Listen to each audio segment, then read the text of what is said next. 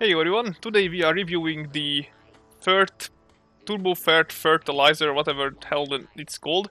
Basically at the rank of ally with the settlers, we're up here at Foundation. You can go up to Samuel here, and then he will be selling you the plants for the Turbo-Fert Fertilizer, that's the name. It's 750 gold, so that's, quite pricey, same as the water well though, which, it cannot really be worse than that one. But let's see exactly what this thing does, shall we?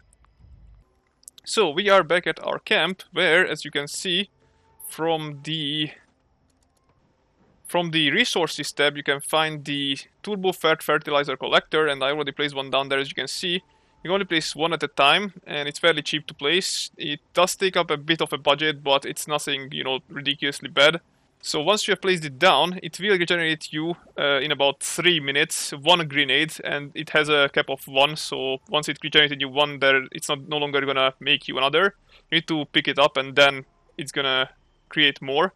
Or alternatively, you can create one at the Tinker's workbench down at the Science Projects tab as a grenade for 2 fertilizer, 1 nuclear material, and 1 oil. It's not too bad. As you can see, it has no damage whatsoever, but we'll get back to that later. And once you have crafted yourself some grenades, now let's see what it actually does. It will regrow your, well, not only your, but any sort of plant that you can actually find in the build menu tab. So as you go down to food, it consists of the blackberries, the carrots, the corn, the gourd, the melon, the mute fruit, the razor grain, and the tato. All of these plants regrow from the effects of this. Basically, you just need to drop the grenade on them.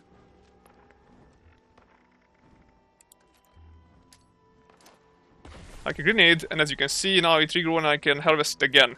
This is the effect of this grenade. Now, to test the range of it, I placed down 2 tato plants there. One there and one here. This one is actually already regrown, but so this one regrew, and this one regrew too. So this is about the maximum distance you can have between the 2 plants to actually have them both affected by the grenade. So now that you know the range and the capabilities of this, let's look at some certain cases where you might find this useful as well. Despite not doing any damage, the grenade actually does aggro robots. So if you manage to get it somewhere nearby another robot, so for example this one here, see, now he's aggroed. So yeah, be sure to use it not nearby friendly creatures or people. Okay, so now we have here a few harvested corns, as you can see here. Let's see if it works on these as well. As you can see, it does not work. But let's see if something that's, for example, in something like a workshop can work. So now we have got ourselves some harvested razor grain here, and now we are within a workshop area, but the workshop is not unconquested. And as you can see, it did not regrow. But let's see if occupying the workshop will change anything.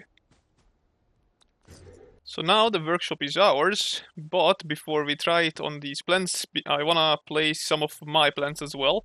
And see that if that makes any difference. I got some razor grain myself here. I'm just gonna place a few more. Okay. So these 2 razor grains are mine, and these other ones are not mine. And also this tato is mine. So as you can see, the tato and the razor grain that I placed have grown back, but the ones that were originally here did not grow back. So basically, this kind of concludes that the only plants that this grenade works on are the ones that you have placed in either your workshop or your camp. Which, is, I guess, better than nothing, but I really wish that it worked on any plant in the wildlife, basically. Anyway, I think that pretty much wraps up everything about the grenade that you need to know. Hopefully you enjoyed and found it informative. I'll see you in the next one. Goodbye, guys.